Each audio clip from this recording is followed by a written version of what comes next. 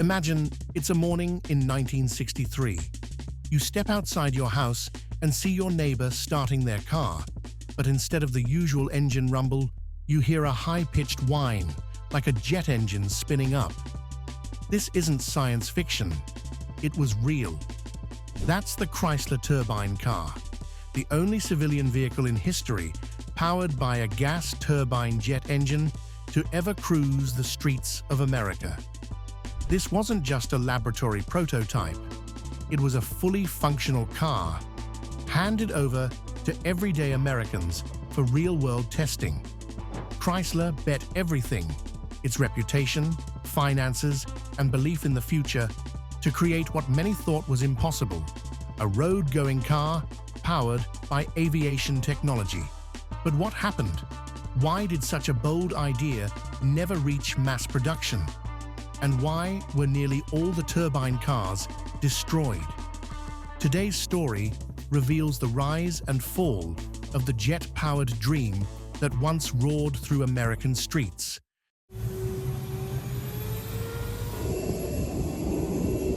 After World War II, America entered an era of unmatched optimism.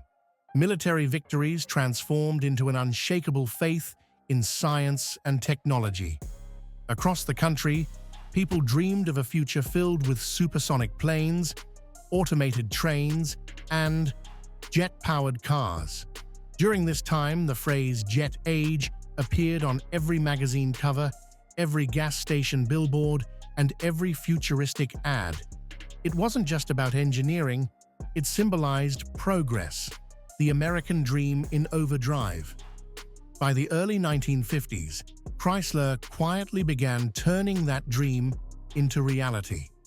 Under the leadership of engineer George Hubner, later dubbed the father of the civilian turbine engine, Chrysler's team began developing their first prototypes.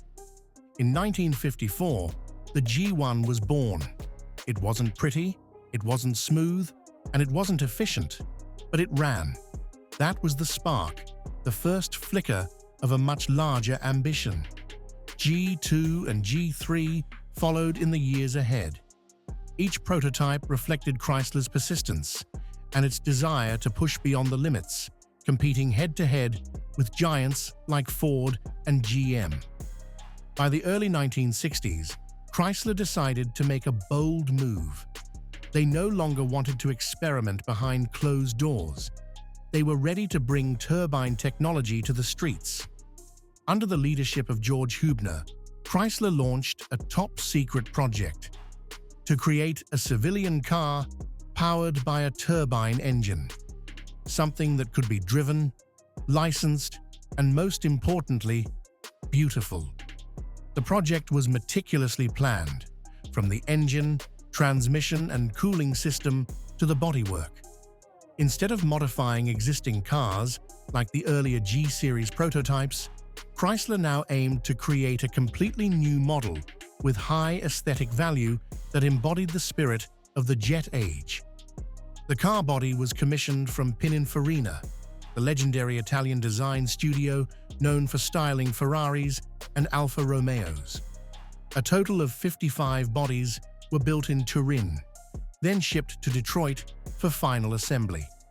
Every detail was tightly monitored. Chrysler's engineering team designed a custom chassis, suspension system, sound insulation, and heat-resistant materials to suit the unique demands of a turbine engine. At the heart of it all was the A831, the most advanced civilian turbine engine of its time. Chrysler planned to produce 50 fully operational cars to be delivered directly to the public for testing through the Turbine User Program. But what truly made the world stand in awe wasn't the design. It was what lay beneath the hood, a real jet-powered heart named the A831. This wasn't a modified internal combustion engine. The A831 was a gas turbine, built on the same principles as aircraft engines, but scaled down and refined for road-going use. With it, Chrysler was placing a bold bet on an unprecedented technological revolution. With only 60 moving parts, compared to hundreds in the typical V8 of the day, the A831 promised exceptional durability, fewer breakdowns, and simplified maintenance. It could rev up to 44,600 RPM, delivering about 130 horsepower and 425 pound-feet of torque, most of it available almost instantly, offering electric smooth acceleration. Perhaps most astonishing, the A831 could run on nearly any combustible liquid: gasoline, diesel, kerosene, tequila, even homemade corn alcohol. A true multi-fuel marvel. However, once the real-world tests began, so did the problems. Throttle lag appeared. The turbine needed time to spool up when accelerating. Fuel economy was underwhelming, averaging just 12 to 14 miles per gallon. And the signature high-pitched whine, futuristic to some, annoying to others, was hard to ignore. Most troubling of all was the NOx emissions, a serious concern, just as the EPA began tightening environmental regulations in the mid-1960s. While emissions might have given the EPA a headache, there was something else that made people on the streets stop and stare: the way this car looked. It captured attention from the very first glance. And to craft a shape worthy of the future, Chrysler didn't choose a domestic design firm. They placed their trust in Pininfarina, the legendary Italian studio. Pininfarina, renowned for iconic Ferraris and Alfa Romeos, created a silhouette that was both aerodynamic and elegant, yet undeniably powerful. The sleek two-door coupe featured a rounded tail and a flowing roofline that evoked the jet-age dreams of the 1960s. The most distinctive feature was the triple-pane, boomerang-shaped rear window, a design unlike anything else on the road at the time. Up front, a sharp split grille, symmetrical twin headlamps, and gleaming chrome bumper made the face both futuristic and refined. Inside, the cabin embraced the theme of tomorrow: bronze-toned leather seats, turbine-inspired gauges, and a T-handle gear selector. Unique to look at, yet intuitive to use. The entire body was coated in a color known as turbine bronze, a custom metallic blend of copper and burnt orange made exclusively for this car. Under sunlight, the finish didn't just reflect light, it reflected the ambition of an entire technological era. For a car that looked like it came from the future, Chrysler chose not to keep the turbine car locked away in a museum or on display at an auto show. Instead, they did something truly unprecedented. They built exactly 50 vehicles and handed them directly to everyday Americans for real-world testing. This bold initiative was called the Turbine User Program, launched from 1963 to 1966. Its purpose wasn't just to test durability or performance, it was to gauge public reaction, consumer behavior, and real-world feasibility if mass production were ever considered. Chrysler selected over 200 participants from across the US, carefully chosen to represent a broad demographic, from housewives and teachers to engineers and business owners. Each person would borrow a turbine car for a 3-month period. The cars were delivered directly, maintained regularly, and retrieved promptly. Participants had one job: drive it like any normal car and fill out weekly feedback reports. Chrysler asked them to detail everything: how it felt to drive, how refueling went, what neighbors thought, and how it fit into daily life. Meanwhile, Chrysler's engineering team monitored it all: regional weather, road conditions, fuel economy by location, and the public attention each car drew. All 50 vehicles were fully street legal and operated just like any regular car. It was the first, and perhaps only time, a US automaker used everyday citizens to test the future on such a wide scale. When Chrysler handed over the keys to more than 200 drivers across America, they weren't just testing mechanical durability. They wanted to hear real reactions and raw emotions from people who had never driven a four-wheeled spaceship before. And what they got was a treasure trove of feedback. Many users were enamored by how smooth the ride was. No engine noise, no vibration, no shifting. The car accelerated so fluidly that one person compared it to a magnetic train gliding on air. A user in California said, "I drove it for 3 months and never once missed my old car." But not everyone was completely satisfied. Some criticized the throttle lag. When pressing the gas pedal, the turbine took nearly a full second to respond. In situations that required quick overtaking or rapid acceleration, this delay caught drivers off guard. Another point of contention was the turbine's whine.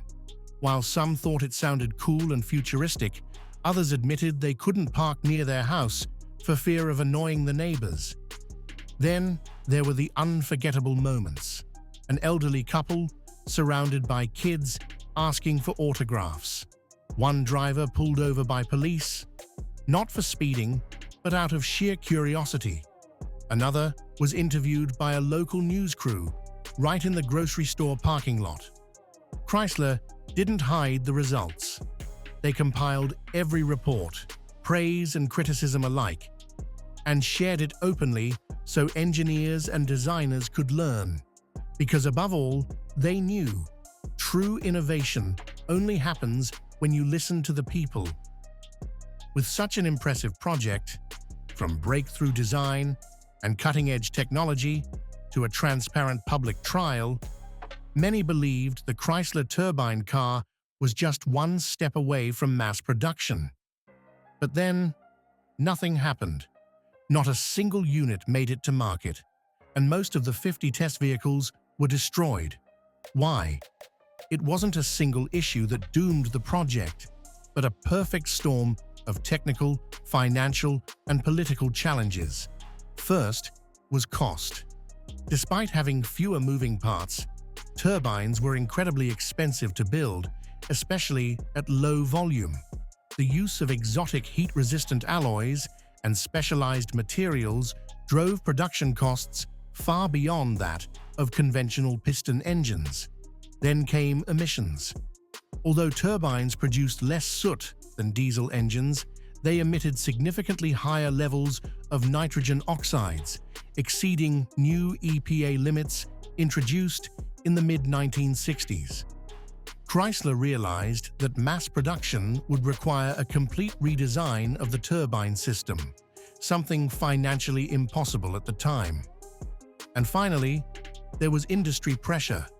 A technology this different, able to run on multiple fuel types from gasoline to kerosene to alcohol, posed a disruptive threat to the existing fuel distribution networks, parts suppliers, and the entire auto industry ecosystem. Chrysler never issued an official statement about why the turbine car was cancelled. But their decision to recall nearly all 50 vehicles and destroy 46 of them speaks volumes. Yet despite its bittersweet end, the Chrysler Turbine Car didn't vanish into obscurity as a failed experiment. On the contrary, it left behind a remarkable technical legacy, often cited by engineers and designers as one of the boldest moves ever attempted by the American auto industry. First, the project opened the door to applying aerospace technology in the civilian automotive world. Lessons from heat-resistant materials, simplified drivetrains, and flexible fuel compatibility directly influenced developments in small jet engines, low-output generators, and even early hybrid vehicle systems. Chrysler also proved an important truth. Innovation doesn't always arise from necessity. It can come from vision. Though not a commercial success, the Turbine Car showed that an American automaker could lead in a space once thought purely theoretical. The project's influence extended beyond Chrysler. Ford and GM soon followed with their own turbine prototypes. Even NASA later cited specific innovations from the A831 engine in civil aviation research. Though most were destroyed, the few that remain have become priceless artifacts, treasured not just for their rarity, but for representing a moment when American industry dared to lead ahead of its time. Of the 50 Chrysler turbine cars ever built, only 9 survive today, and just 3 are still operational. The rest are preserved in museums or private collections, silent machines that tell an unfinished chapter of American industrial history. One of the most famous surviving units belongs to Jay Leno, the renowned comedian and car collector. In a video feature, he started the car, drove it around the neighborhood, and declared, "It still runs as smoothly as it did on day one." The remaining cars are on display at major institutions like the Henry Ford Museum, the Smithsonian, and the Peterson Automotive Museum. From a collector's perspective, experts estimate that if a running turbine car were ever offered for sale, it could fetch millions of dollars, not only for its rarity, but for its symbolic value and ahead-of-its-time engineering. The Chrysler Turbine Car wasn't just a vehicle. It was a symbol of pushing boundaries, of daring to try and daring to fail in order to move forward. Though the project was cancelled and only a few cars remain, its story continues to inspire engineers and car lovers even today. In a world spinning toward electric mobility, AI, and autonomous vehicles, the real question is, do we still dare to try things no one else has done? Or are we just refining the past and forgetting the dreams we never finished? If you've ever seen a Chrysler turbine car, in person or in photos, you're looking at one of the most remarkable chapters in American automotive history. Leave us a comment. Would you want to drive a jet-powered car like this? And don't forget to like, share, and subscribe so you won't miss more incredible automotive stories.